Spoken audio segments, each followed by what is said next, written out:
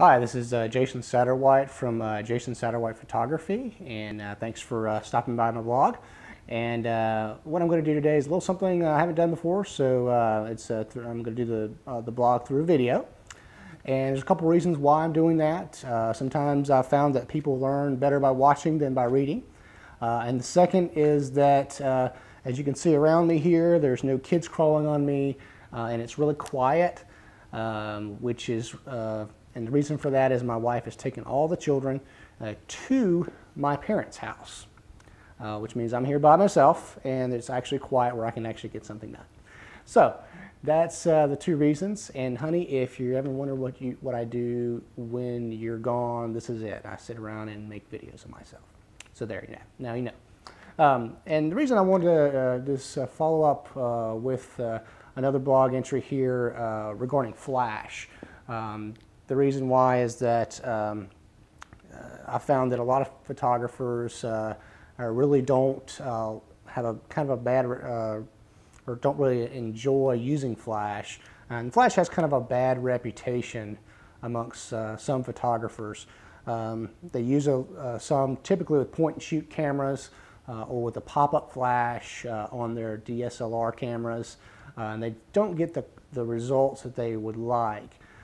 And what they kind of swear off flash after that and say, you know, I'm only a natural light photographer because flash doesn't look good. Well, flash can look good if you use it right.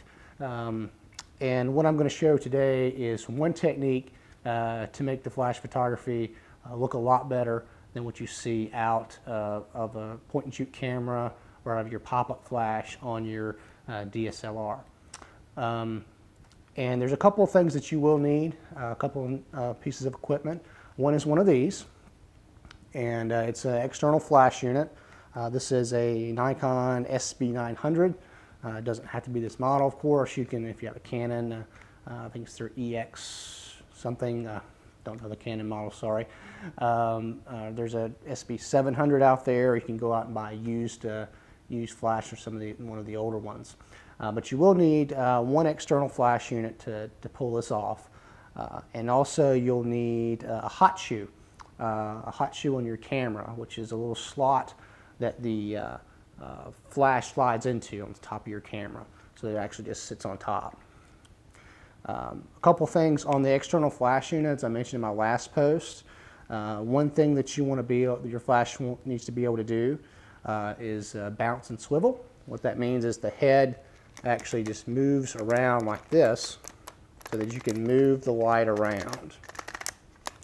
And the other thing is that it has to have an adjustment on the power switch. So you can power the flash, you can make the flash more powerful or less powerful for different types of shots, and we'll go into that. All right, let's talk a little bit about what we'll need to do to get better flash pictures. To get better flash pictures, there's a number of ways to do that. There's different flash techniques. The one that I'm going to talk about with this post is a pretty simple. It's probably the simplest technique that you can use to get great flash pictures. It's the one I use all the time for my kids indoors. Because a lot of times most of my kids aren't going to sit around while I set up light stands or umbrellas. So I need something quick that I can capture them in that moment. And it has to be easy to use too because they move so fast. So what I'm going to talk about right now is what we need to do to get good flash photos. There needs to be two things that the flash has to do, or the light really has to do in order to get good flash photos. The first is that we need to increase the size of the flash source.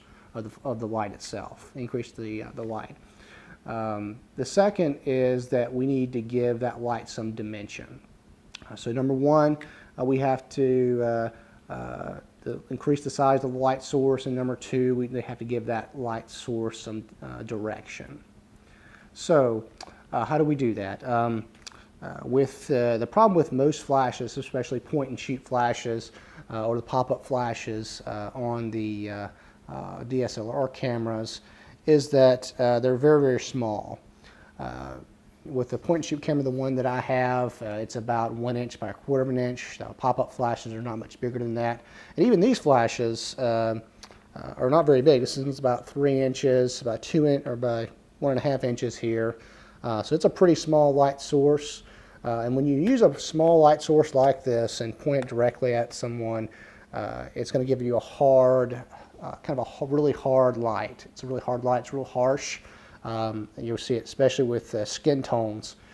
When you take pictures of people, you'll have kind of really hot spots all over their face, and that's kind of the look of a hard light, which is generally not a very flattering light for most people. And even if you increase the head size, I'll have here, this is a Alien Bees B800 Studio strobe. It's a lot bigger than one of these, and it's about 6 inches wide with that reflector. But you're still, even if you plop this big, huge thing on your camera, you're still going to get a pretty hard light source because it's still not that big. It's only about 6 inches. And the other thing you want to do is have dimension to your light. If it comes straight out of the flash, straight onto your subject, it's going to give a hard look, but it's going to give a real flat light too, which is also not very pleasing. It's almost like a photocopy machine, or copy machine that you would make copies on just copy paper or something like that. It's not a very pleasing light. When it comes from a direction such as a side or like a 45-degree angle, you get a nice dimension and shape to the person's face. So it's going to be a lot more of a pleasing light. It gets light in the eyes and things like that. And so let's talk about how to do that.